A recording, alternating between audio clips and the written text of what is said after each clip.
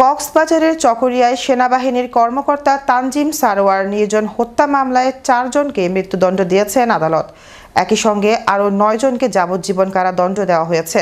বুধবার দুপুরে কক্সবাজার অতিরিক্ত জেলা ও দায়রা জজ আদালতের বিচারক মোহাম্মদ আবুল মনসুর সিদ্দিকী এ রায় ঘোষণা করেন। মামলার তথ্য অনুযায়ী গত বছরের 23 সেপ্টেম্বর চকরিয়া উপজেলার পূর্ব মাইজপাড়া এলাকায় মাছ ব্যবসায়ী রেজাউল করিমের বাড়িতে ডাকাতির প্রস্তুতির খবর পায় আইনশৃঙ্খলা বাহিনী।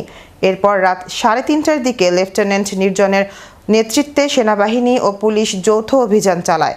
অভিযান চলাকালে এক ডাকাতকে আটক করলে অন্যরা তাকে ছিনিয়ে নেওয়ার চেষ্টা করে। এক পর্যায়ে ধারালো অস্ত্র দিয়ে হামলা করা হলে গুরুতর আহত হন লেফটেন্যান্ট নির্জন।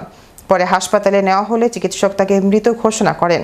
এ ঘটনায় বাংলাদেশ সেনাবাহিনী বাদী হয়ে চকরিয়া থানায় একটি হত্যা মামলা দায়ের করে।